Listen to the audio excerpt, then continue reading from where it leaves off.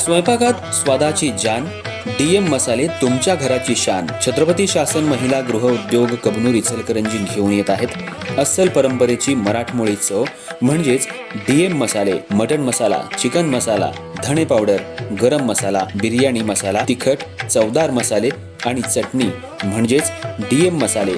तर आजच आपल्या जेवणाची रंगत वाढवण्यासाठी केमिकल विरहित डीएम मसाले, गृहिणींच्या मनातले मसाले आणि चटणी अवश्य वापरा. डीएम मसाले महिला बचत गटाद्वारे करणारे स्वच्छ माफक दरामध्ये म्हणजेच डीएम मसाले. संपर्क दिव्याताई मगदूम, मोबाईल 91 30 80 22 55.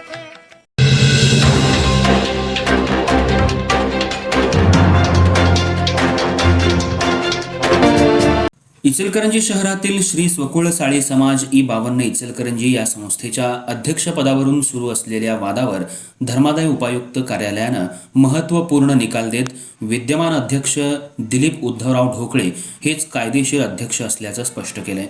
संस्थेच्या विश्वस्त मंडळ बदलाबाबत दाखल करण्यात आलेला अर्ज क्रमांक 780/2025 न्यायालयानं फेटाळून लावत तथाकथित अध्यक्ष रमेश बाबूराव कनोजे आणि खजिनदार दत्तात्रय किसन काजवे यांची निवड बेकायदेशीर ठरवली आहे. संस्थेमध्ये गेल्या काही वर्षांपासून सुरू असलेल्या गैरकारभाराला आळा घालण्यासाठी तसंच घराणेशाही विरुद्ध पारदर्शक प्रशासन निर्माण करण्याच्या उद्देशानं दिलीप ढोकळे यांनी संस्थेच्या जुन्या घटनेत दुरुस्ती करण्याचं प्रयोजन हाती घेतलं होतं. या प्रक्रियेमुळे काही ज्येष्ठ पदाधिकाऱ्यांचे हितसंबंध धोक्यात येतील आणि संस्थेतील गैरप्रकार उघड होतील या भीतीतून काही सदस्य आणि पदाधिकाऱ्यांनी ढोकळे यांच्या विरोधात अविश्वास ठराव करण्यात आला होता. या ठरावाच्या माध्यमातून ढोकळे यांना अध्यक्षपदावरून हटवून रमेश कनोजे यांची अध्यक्षपदी तर दत्तात्रय काजवे यांची खजिनदारपदी निवड झाल्याचा दावा करत संस्थेच्या वतीनं धर्मादाय कार्यालयात बदल अर्ज दाखल केला होता. मात्र या प्रकरणाची सखोल चौकशी करताना धर्मादाय उपायुक्तांनी अर्जदारांचे सर्व दावे फेटाळून लावले. न्यायालयानं दिलेल्या निर्णयात संस्थेच्या नियमावलीतील अनेक महत्त्वाच्या बाबी स्पष्ट करण्यात आल्या. सभेची नोटीस काढण्याचा अधिकार फक्त सचिवांना असताना उपाध्यक्षांनी नोटीस काढल्याचं बेकायदेशीर ठरवण्यात आलं. तसंच संस्थेच्या मंजूर घटनेत अध्यक्षांविरोधात अविश्वास ठराव आणण्याची कोणतीही तरतूद नसल्याचं न्यायालयानं नमूद केलं.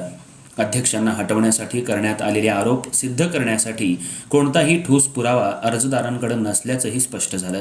या प्रकरणात साक्षीदार म्हणून उभ्या केलेल्या अमोल गिरगे यांची साक्षही न्यायालयानं अविश्वसनीय मानली.